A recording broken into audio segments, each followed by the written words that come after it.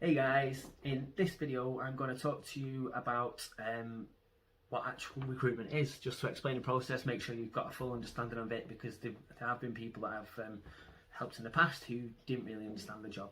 So typically in recruitment you'll have different roles, so recruitment's the sector but the job itself could be different. So I'll start with what's called a resourcer, which is more of the entry level stuff, and that's where a lot of people start off in recruitment. What happens with a resourcer is I would go to my resourcer and say, okay, I need to fill this job, so I need someone who's got this experience, this experience, this experience, this experience. Can you find them for me? And what they would do is they would go onto a job board, maybe, which is like a database full of CVs. You've probably used one yourself in the past. They will go onto the job board and search, which again, there's a bit of an act to how you search. It's not just as simple as I find me a mortgage advisor or whatever. There's a bit of an act to it, and that's fine. But they will go on, do the research. They would then find the CVs of people who fit the criteria, and then they would get in touch with that person, and they would do what I'd call candidate registration. So they'll do an initial interview with that person, find out a little bit about them, find out what they're looking for, find out the money that they're after, what they're on at the moment, all that sort of stuff. All the kind of it's the basic stuff, I guess, that you would expect to need to know of somebody in order to get them a new position. From there, a resourcer would pass that candidate over. So they would typically, when I've had, different companies work in different ways, but when I've had my resources, they would then pass them to me. I would then recheck everything that's already been given to me in terms of the candidate reg, because I know that I've got a lot more experience than the resourcer has in terms of interviewing. So I would just recap all that sort of stuff, and I would find if there were any bits that I've got a concern about or anything along those lines. I would make sure that I delve into it and I satisfy myself before moving forward and putting my name against this candidate in front of a client. Another way that a resourcer will generate candidates will be by advertising, so putting job adverts out on job boards, which again you'll have probably seen. It's an interesting one, this, because there's a really kind of specific knack to how you should be putting adverts out on job boards. So I'm not going into too much detail on here because it's one of my little killer recipes for success that I've done really well on. But believe me, I've spent hundreds of thousands of pounds over the last couple of years on adverts. So I know I've always wanted to get the most bang for my buck. You'll see some job adverts that are out there that just read terribly, but not only do you have to be able to write a nice write-up about the business, you wouldn't just copy and paste the job spec, which some people do. That's just a lazy recruiter. It's not going to help them in any way.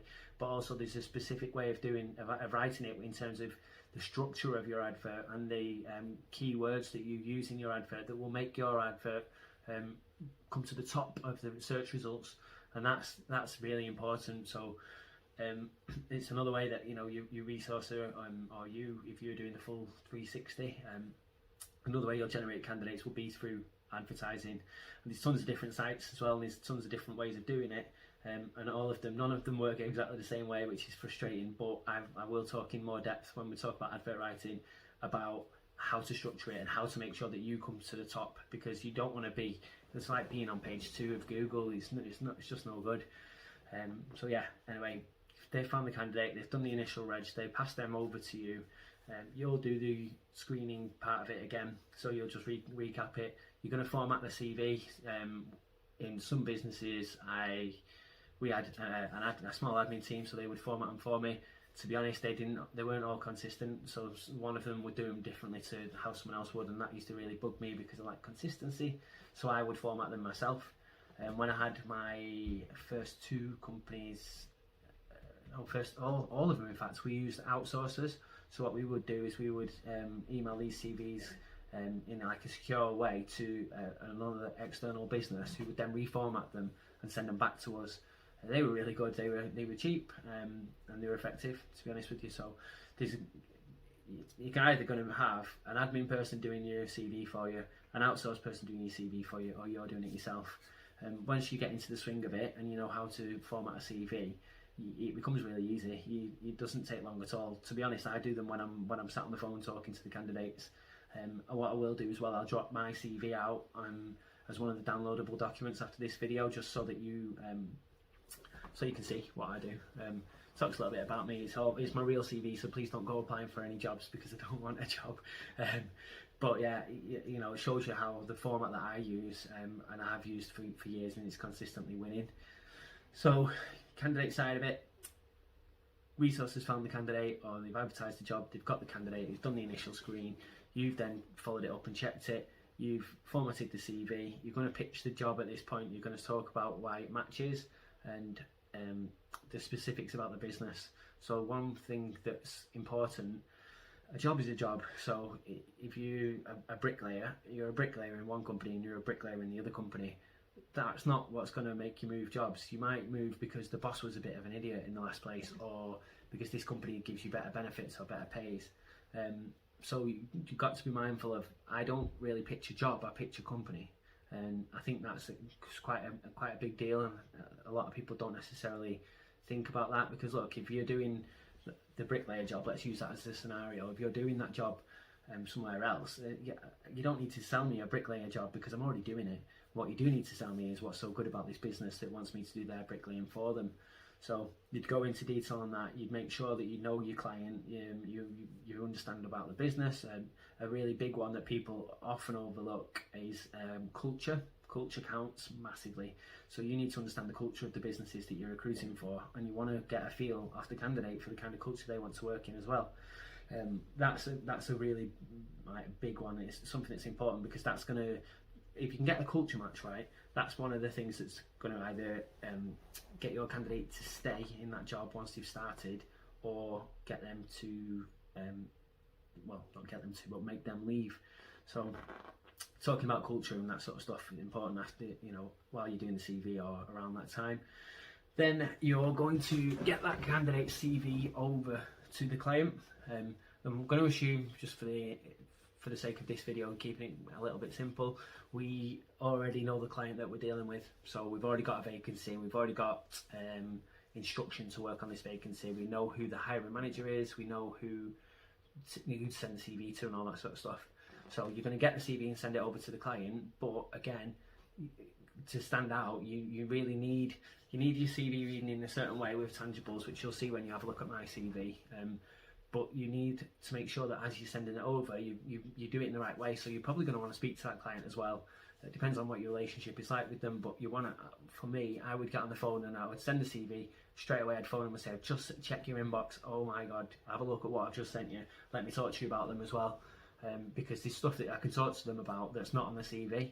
So that gives me an extra chance of getting that candidate in front of that client.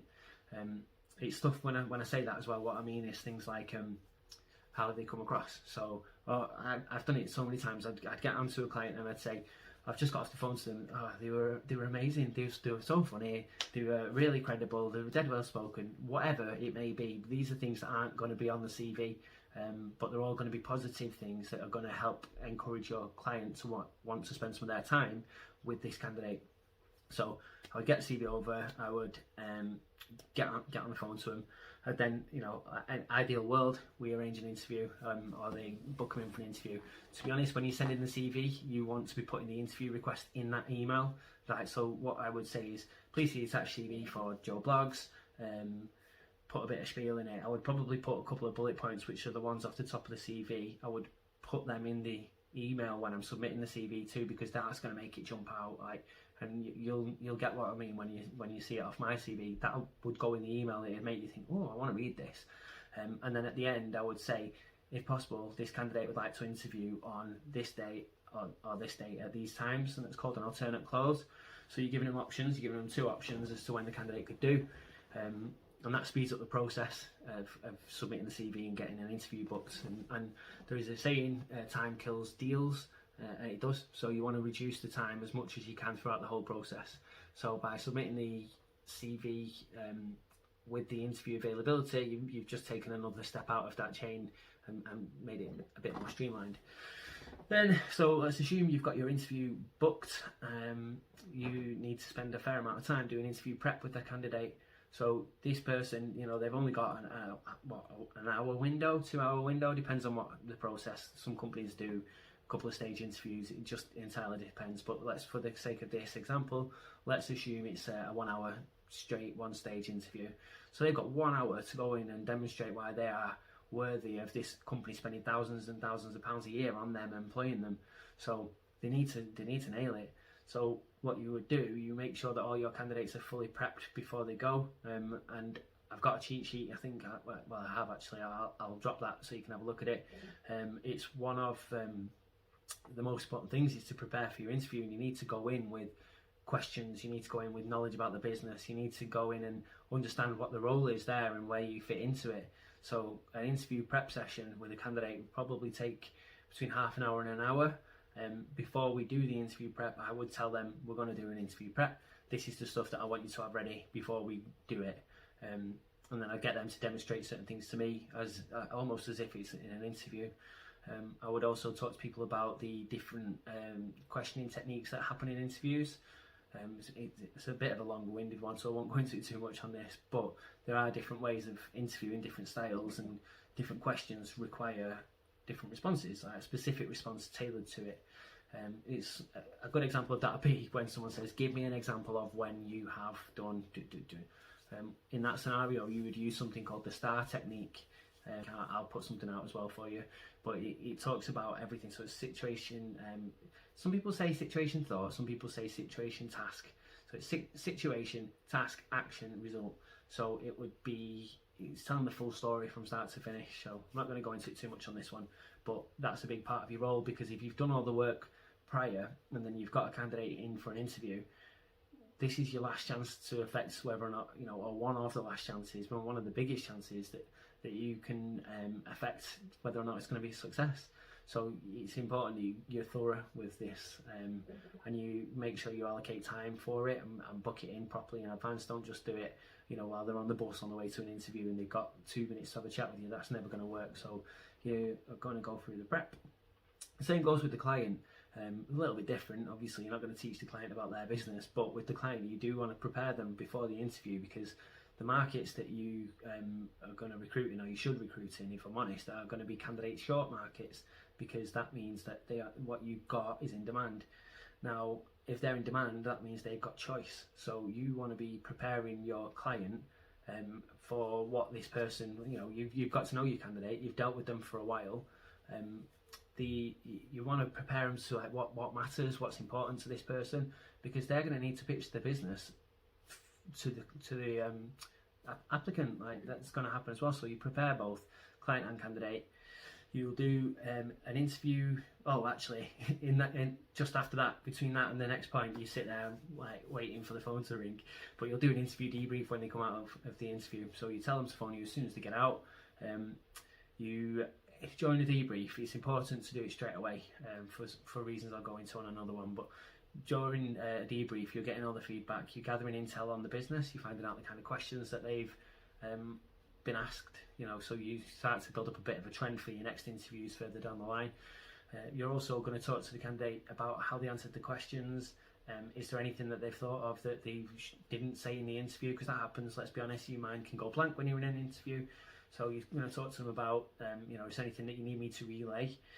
Talk to them about the culture, what they saw of it. So you're starting to build up a picture. What you want to do is build a picture in that person's head of them working there, and start getting them to visualise it, if they want to work there, obviously. So do your interview debrief. I would always document that. I would always get about 6 bullet points, and then I would send it over in writing to my client. The reason I would do it in writing to my client is because they generally, after an interview, they're doing a debrief themselves. They're mopping up, so probably going to be 2 people in the interview from the interviewer side. So they'll probably be sat down having a chat and figuring out whether they want to employ someone. So if I was to phone them, I won't be able to get through because they'd be busy. But if I email them, that email might pop up and they might see the feedback. And typically, I would say something along the lines of, "Dear Mr. or Mrs. Client, just got off the phone to such and such who's been for an interview with you today. I could hear him smiling down the phone because they thought it was a wonderful company and they really enjoyed meeting with you too, so thanks for giving them your time. I've got their feedback as follows," and I'd bullet point it, and I would say they arrived early, found the commute was absolutely fine, because that's a big deal as well. If someone's going to get a job, you need to know they can get there, so tick that on the list. Good. felt they're very comfortable and they could build a good rapport up with you, could see themselves working with you. That's a tick, because that's important too. Felt they answered the questions well, however they missed an example which could have been a really good one that I should have told you, and then I would give the example. This is if they have missed something, but again that's going to be positive. And then you'd say, you know, in a nutshell, they really enjoyed it and they would like to work for you. So send it over, they read that while they're doing their debrief, and that starts to sway. So it's all about how you can influence things, and this is one of the ways that you've got an influence. From there, you will get an offer or a rejection.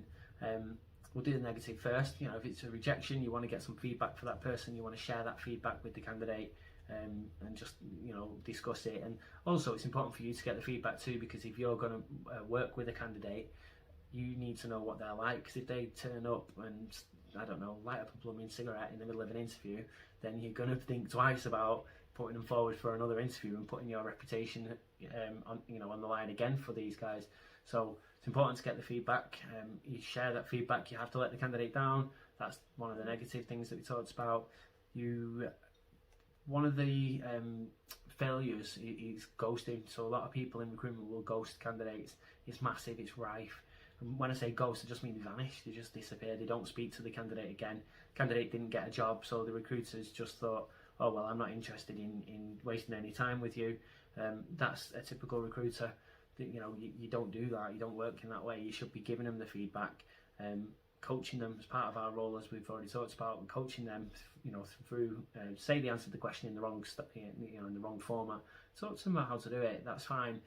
So yeah, that's the negative bit. The positive bit is giving them the job offer. It's so good, it's such good fun, because you just change someone's life. When they've got a job, you've changed their life, and that is mega. That will involve, chances are, again, it depends on the roles you're recruiting for, but it probably will involve some negotiation. So that's pretty cool. I enjoy that sort of stuff. You can negotiate the salary on behalf of your candidate. Typically in recruitment, we get paid a percentage fee of the annual salary. Varies on sector and the level of the role, but typically for me, I would never do anything for less than 15%. To be honest with you, I wouldn't even do it for 15. Anything that I do now, I do with part payment up front on 20% terms. So anyway, that's another story about negotiation, but again, it's part of the job of recruitment. Then, so let's say everything's gone well, the candidate's happy with the salary and the package and the start date and all that sort of stuff. Then you manage the onboarding process. So you don't just leave your candidate there, you keep in touch with them, you make sure they're all right, you check how it's gone when they've handed the notice in, because it's something you've got to think about, which is something I've not mentioned actually, but a bit of a drawback of working in recruitment. If you're in a candidate short market, these people are in demand, what do you think is going to happen when they try and hand the notice in? The chances are, depending on the performance and the reasons why this person's looking to leave, they're probably going to get counter offered. So that's something you need to prepare your candidate for in advance. You need to go through that, and that's part of the stuff we cover in our candidate registration and interviewing training session, because it's a bit in depth. But you have to manage that. So you stay close to the candidate while they're putting the notice in. You help them with it, how to word it, and when to do it, and all that sort of stuff. From there, then you'll share. Chances are, different companies do it in different ways, but chances are you'll end up sharing the candidate's details with the client so that they can send a contract out and all that sort of jazz. And you should be keeping in regular contact with this candidate before they start. So just because you don't need to speak to them about an interview today doesn't mean you don't need to speak to them. And I don't mean today as in a daily basis, because that's just overkill and they'd be fed up with you. But and tell your candidates this when you're dealing with them. I'm going to speak to you every week just to make sure that you're all right, see how you're getting on a weekly basis. And I always would do it. I'd do it on a Friday, and by this point I've dealt with the candidate quite a lot, so I can have a bit of a joke with them. I can say, oh, it's Friday, can't wait to go out, or whatever. But you do keep in touch. So these are things that you're doing. These particular tasks aren't making you money per se, however it does, because it's ensuring that candidate's turning up. And then get in touch with your candidate on day one, wish them good luck, make sure they've not overslept, make sure they're going to turn up. You would speak to your client to make sure they've turned up as well. At the end of day one, get in touch with your candidate again, find out how it's gone. just be there. You've got to be there with them, so you've got to give them monkeys, and you do care. If you put someone in a job, you want to know how it's gone. You're responsible for it, so make sure they're happy. I would speak to my guys. I'm not going to go into the whole recipe of it, but we've always had a pretty killer aftercare procedure, which generates us loads of referrals, free candidates to place, which is top. But just as a basic version, you're going to speak to them at the end of day one, you speak to them at the end of week one, and then there's going to be other trigger points that you're going to talk to that person, just follow up. So you say to them, I'm a consultant, and I'm not just a salesperson, I am a consultant, so I'm going to stay in touch with you and make sure you're all right. There's loads of value in doing that, and I'm not going into too much detail on this one about it, but that's another part of the role. Other things that come into the equation, right, let's fast forward past that bit. If they don't work out and they leave, you then have to manage that process. So some instances you'll agree rebates and things like that, so refunds, which are if somebody leaves within X amount of time, they get X amount of the money back. We talk about negotiation on another session, but you want to be able to negotiate good rebates here to protect you, because ultimately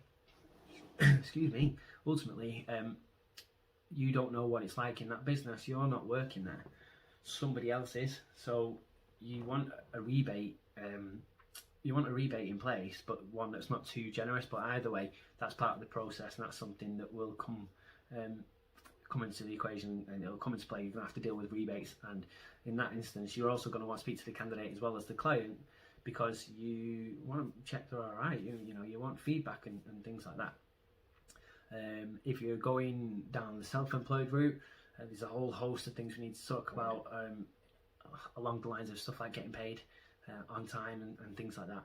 But typically that's the recruitment cycle. So sourcing of your candidates, interviewing of your candidates, matching up to a company, pitching the company and the candidate to the company, sorting the interviews out, negotiating the offer, managing the onboarding process, managing the rebates. There is another part of it as well, which is business development, and that is literally when you're getting new businesses to recruit for. There's a massive knack to how you do that. You can do it the hard way, which would involve banging phone calls forever and a day, cold calling businesses and stuff like that, which I don't particularly like doing. I don't do that. There's some smarter ways, which we run a session on as well, but there's some much smarter ways of doing it that are more enjoyable, more fun, and have a better conversion rate, more success. So they're really your main tasks. The only other one is confirming right to work documents and stuff like that, like legalities. That only applies if you're running a temporary or contract desk. If you're doing a permanent desk, you don't have to take proof of their eligibility to work. You should do as best practice, but you don't legally have to. Whereas if someone's a temporary worker, that means they're working for you. You need to be satisfied that they can work in this country. That's your passport. Everyone says I need your right to work document, it's your passport typically. There's loads of other stuff that you can use, but that will come into the equation if you're doing temps. So that's it for this one. Hopefully it's given you an idea as to what an actual job of a recruiter is. I don't think I've missed anything off, to be honest with you, but if I think of anything, I will make sure I add it on to the end. I will see you in the next one.